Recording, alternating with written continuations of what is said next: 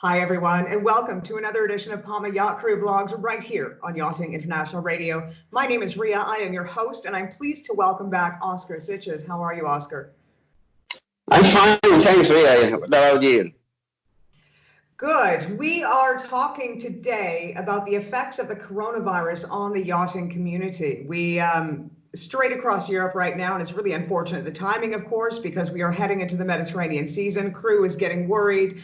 There's questions going straight across social media. Nobody really seems to know the answers. There's been, almost daily updates throughout Europe on which ports are being open to cruise ships, but there's not a lot being said about the yachting industry. They're not really addressing that side of things. And so, of course, people are a bit concerned. Can you shed some light on what is going on at the moment? Well, look, the first thing is we are so small that we don't deserve the attention yet. That's how I read the whole thing. I mean, the problem became so huge, and I would say not the medical problem. The medical problem is there, but medical problems take some time. Solutions are fine, and problems are sorted out, or sicknesses are cured. But the hysteria and the panic of people and the obligation of governments to react in certain ways, because if not, people will feel not taken care of, and the whole thing, that went totally out of hand.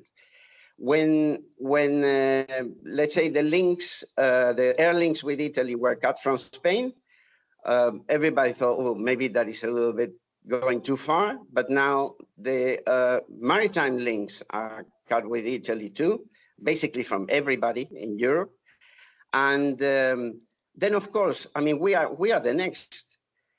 What is the situation there for the yachting community? Look, the essence of yachting is to go places by navigating or sailing. So you are a marathon man and you are cut your legs. What is left of you just to go and do what you are prepared to do? You cannot do it.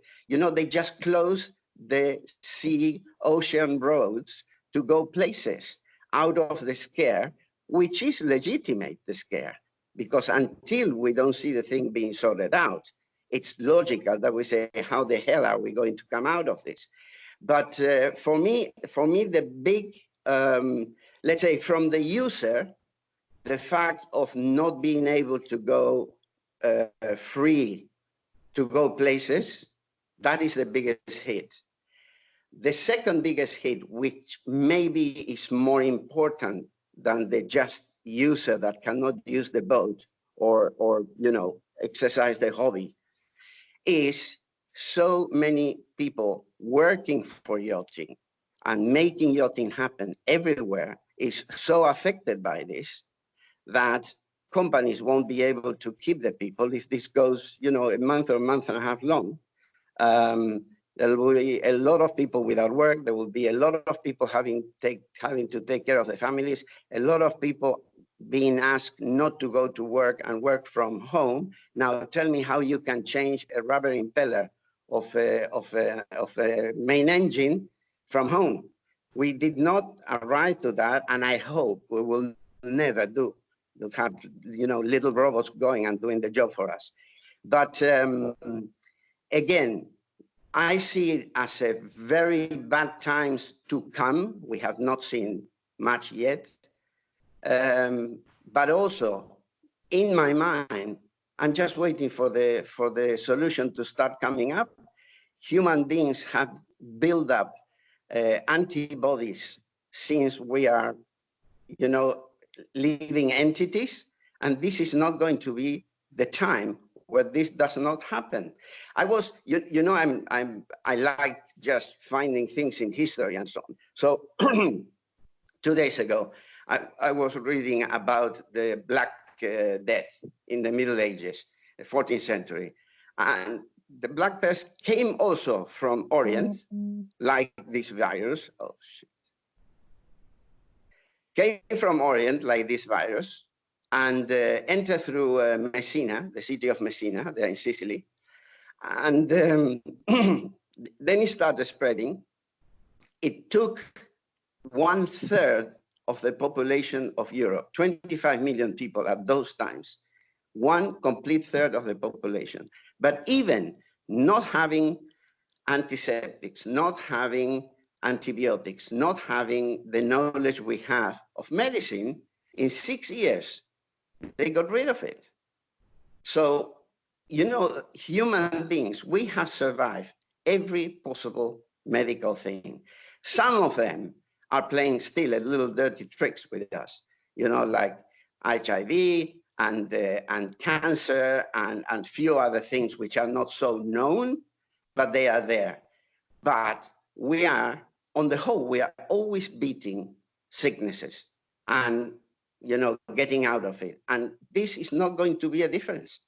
The thing is, I really think, I mean, I'm sorry that this is becoming a monologue, but what I really think is there will be a world before the virus and a world after the virus, because this has affected everybody, even in the countries that they don't have a single case, but this has affected cultural, economical, you know, the news, everything.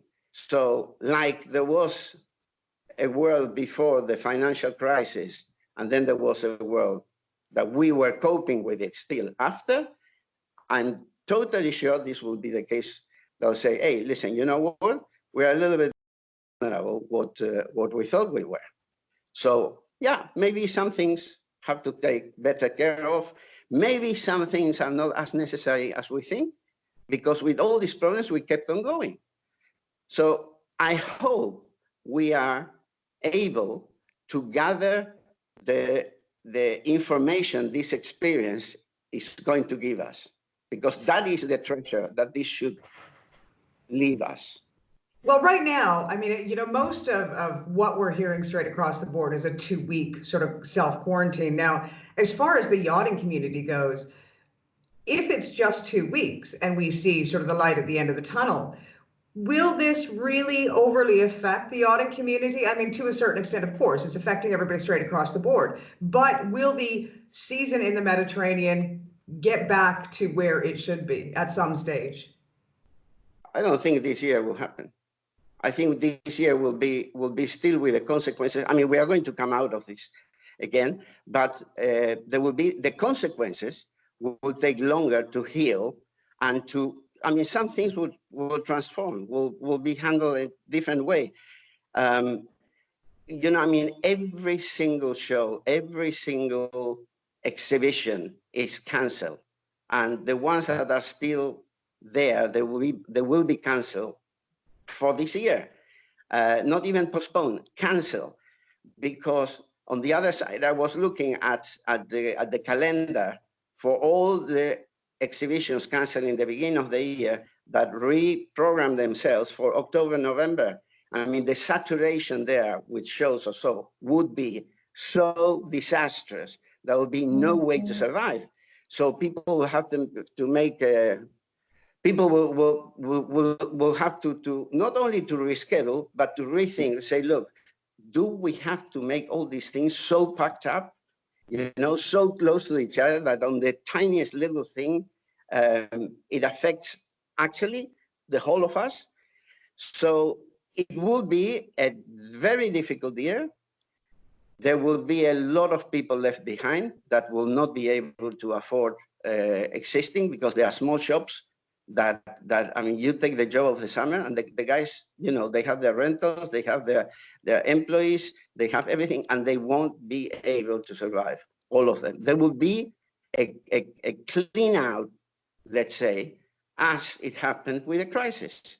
Only this is for different reasons. But I see the industry struggling for the whole year, and then recuperating quite quickly the moment when the barriers to travel are lifted.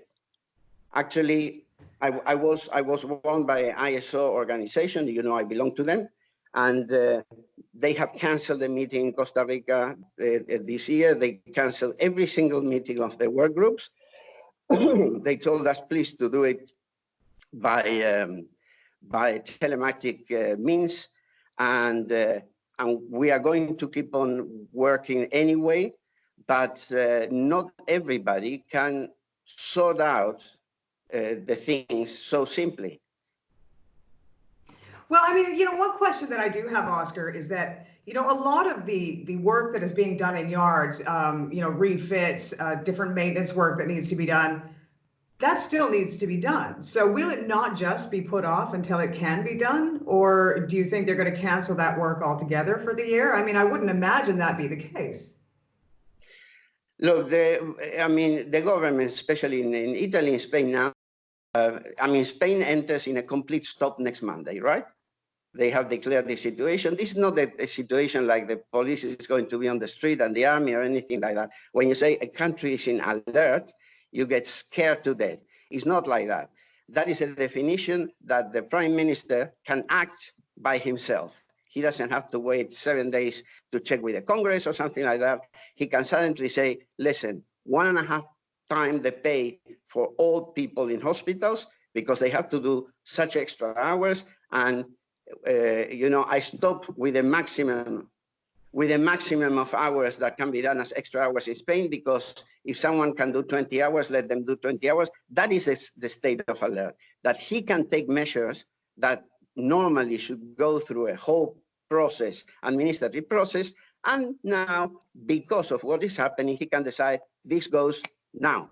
We're going to make it as from now. That is the whole thing. So countries are just taking huge measures, very general measures. Everybody has to do this, everybody has to do that. Look, if there is a boat being painted, painters are normally protected themselves quite well because of the emissions of the paintings, of the gases and the whole thing. And so I would say on a job like that, why the people will not be able just to go to the boatyard and keep on working on the boat? But it's not up to logics now. It's up to what people have to take as a measure on the whole. Maybe the painting company applies and says, can I keep on doing? And they say yes. Maybe they say no. But I mean, this is going to end. It's not going to go on for the next 6 months. I mean, the quarantines and the self-isolation, there's a finite period of time placed on that. So people will go back to life as normal. People will go back to their jobs. People will go back to doing what they normally do on a daily basis. So I would imagine that the yachting industry will be the same. Yes, it will be affected. And yes, there may be a slow downturn. But things do have to go back to normal because everybody has to go to school, everybody has to go to university, everybody has to go to work, no matter what goes on. And as well, I mean, the nature of yachting unto itself, it is, if you're a yacht owner or you decide you want to do a yacht charter, that is fairly self-isolating, isn't it not? Absolutely. And as I say, it's going to be a tough year, but it's going to be probably recuperating quicker than the rest of the whole of the items, of the matters. I believe, I mean, we have the advantage that yachting can be done almost the whole year round. Of course, the ideal one with the palm trees in the Caribbean or something similar, Formentera, and and the drink, that is the ideal thing. But there are beautiful days in January and February where you can just go out for the weekend and enjoy yachting as its best also, right? And change the drink for, I don't know, chocolate or something, with rum, of course. So we have that facility. People that go to ski, for instance, they don't have that advantage. When the ski season is over, they have to wait until next year. They cannot force snow to come and drop with 25 degrees centigrade.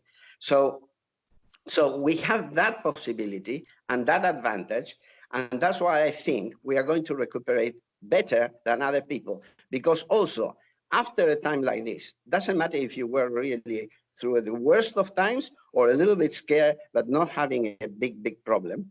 The first thing you want to do is all that you could not do. And that will be run to the boat, go out and go to Italy again, go to Portofino, go to Genova, go to all this, go to Sicily, go to all these places, the Côte d'Azur, and enjoy yachting, because that thing had been taken away from you from some time, and we are used to the comfort of doing that whenever we want. And that is what has been chopped from us. That is the big shock. We are not used to being told, you are not going to do that now on the basic things of everyday life. So we are going to go back, and going back, it will just pick up again. Unfortunately, as I say again, I mean, I don't want to be fatalist, but there will be casualties because of this.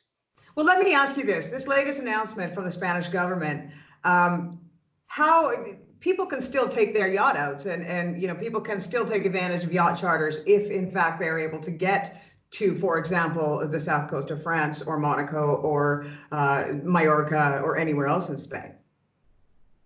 So far I know, except with Italy, yes, they could do, but they have to go through a process which is a lot more basic and is being sort of suggested not to do. They have to travel to come to the boat. In our case, I mean, 70% of boats in Mallorca, 80% of boats of Mallorca are from people that do not live in the island. So there is the bottleneck where they say, and they think twice, they say, shall I go to the airport and take the plane, and maybe I cannot come back? And there is a town, a small town, I think 19,000 people, close to Barcelona, 25 kilometers from Barcelona. It's called Igualada. From a day to the next, it's not that they said stay at home. Nobody could leave town, nobody could enter town. Why I know this? I have a very good friend who lives there.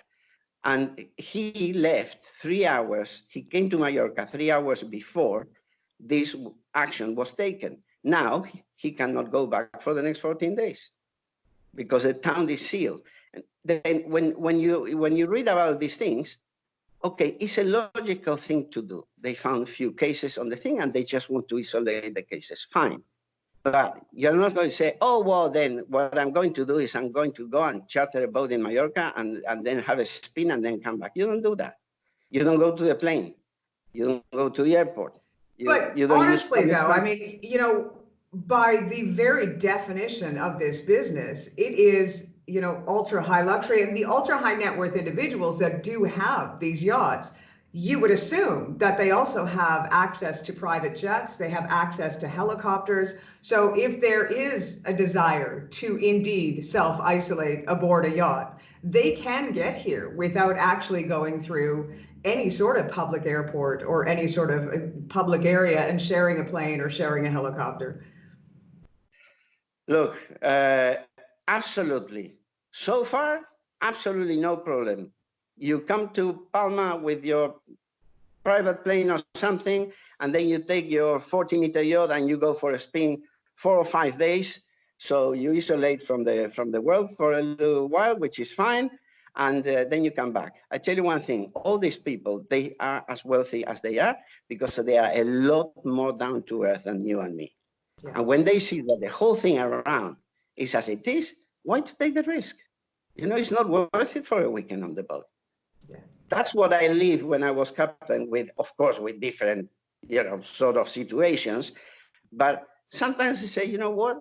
Am I going to play the salmon and go against the current all the time for just for these few days, or because I have, the willing to go and have a party on the boat?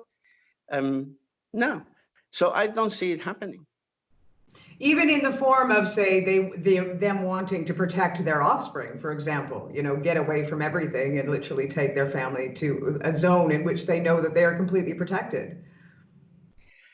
That, of course, then they will do. And if I would be in the position, I'll probably do. But I think they will find a lot easier ways to protect their offspring than going and jumping on a yacht and going sailing. A lot, many.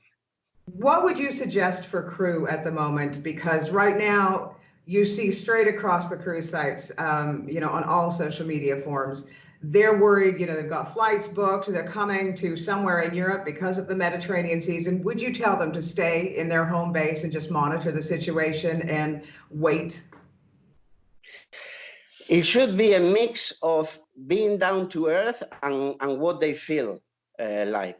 If you are going to be miserable for 2 months, just not because of not going to take an available EasyJet flight to the UK and be with your family, then I will just go and be with my family. But if you are within a controlled situation with the boat, with what the agents are doing with the boat, with the owner is doing with the boat, even if the boat is doing nothing, but how they approach the whole thing to the crew, that you see that you are being taken care of, and you feel good about it, well, just sit and wait. Is single government is asking us to do, sit and wait. Now, in the 21st century, we have so many communicating ways, so many ways to get news, and we are so smart, and you feel that really we feel the kings of the universe, but we are not. So maybe we should listen a little bit to those messages that even proven specialists, doctors, Nobel Prizes in medicine say, chaps, sit and wait and hold it as good as you can, because this is going to go back, and then it will be the time to come and start going. On this ISO instruction that we received about not making meetings, they were asking inputs about how to cope when the things start going better. And I made a proposal that to say, look, from the moment where the airlines start flying without restrictions again, then we take 100 days to make the first meeting. So people can accommodate, can make a decompression, from this, because this is emotionally killer. And then, well, 3 months later, we will be pretty well. It will have long sequels. I will repeat that forever. Very long sequels. But we are coming out of this. Well, and the other thing too is that these yachts, in general, when they are insured on the basis that there is a certain amount of crew on board. What happens if that crew is from other countries and they are unable to get to wherever that yacht is berthed, actually, in whatever harbor it is? Will they be hiring people locally in order to make sure that they meet the insurance requirements? The safe manning, which is actually a technical name for what you just described, which is the minimum crew. And it's not only the minimum amount of crew, it's the minimum qualities the crew must have to do certain things. At least one or two, they have to be able to navigate. One or two, there has to be a mechanician. One has to be able to operate radio or communicating equipment, and so on, security, and so on, and so on, and so on. If I would be a captain and I'm trapped in a situation like this, definitely I would just hire people to cover that for the time being until the situation gets better. So for crew that are actually on the ground in the affected areas, there might actually be some work available at this stage. The only thing that will stop the maintenance work and preparation work that you can still do, even if you know that it's not going to be a normal season like last year, let's say, but especially on the big boats, the maintenance list is always there. It never ends. So on a boat, there is always something to do, and a clever skipper and a clever engineer will find duties just to keep people busy. No doubt about it, and it's not going to be a waste of time or anything like that. The only thing that can happen with that in a negative way is that you start not getting the elements you need, external elements like going to a shop and buying a Jubilee clip or something, that you start missing those elements. But a lot of other things can be done. And You know, you as a skipper, you have to keep your people busy because we are not used to be idle for a long, long time. Yeah. Well, I mean, from the sounds of it, it is going to be difficult. It is going to be a little bit longer than the 2 weeks as far as the self-isolation in different areas. But, it sounds like I'm pretty confident anyways in the fact that the yachting industry will pick up, maybe slowly, but I think we're still going to see a fairly significant season. And as you said, the yacht shows, that's something that, is definitely sort of shot for this season, really. Look, there is, I mean, every single good manager knows that there is a point where trying to save a situation where you have to say, well, okay, this is lost. Then I'm starting to build the next time, Yeah. capitalizing on what is left of here, having using what I have at hand and making the best out of it. I think we are in that point. If we are not in that point, in a couple of weeks, we'll be in that point. It's not a negative or a desperate measure or message or anything like that. It's bloody reality. Now, in Mallorca, in the Balearics, we have the luxury that if you go now to the airport, you can be on the next plane without any fuss to wherever you will be accepted. Not the US, not Italy. I mean, there are some restrictions from outside, not from us. But we can go to Barcelona and with a plane or with a ferry, we can rent a car, we can drive to the UK. We go to Santander, in 7 or 8 hours, and then you take the ferry and you're in the UK. All borders for crew in general are open. So it's not a desperate situation, and it's not going to become a desperate situation on that matter. But the whole system is suffering, will keep on suffering for a while, but then it will recuperate. No doubt about it. Wonderful. Well, Oscar, I thank you ever so much for your time. You are always an invaluable source of information when it comes to the yachting community after your many years of service. And I will hopefully be able to call you up in the next few weeks to see how things are changing as and when they do. Look, the best news you could give me is, Oscar, you were wrong. It's 3 weeks later and we are in full swing and the whole thing. Please let it be that. I just spoken with my feet really on the earth, on the ground.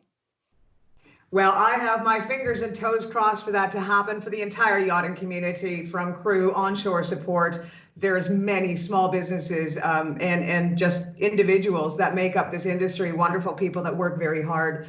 And I know that, 2 weeks of no work is definitely going to impact them. So, we do have everything possible crossed in order for this season to get kicked off and get back to normal.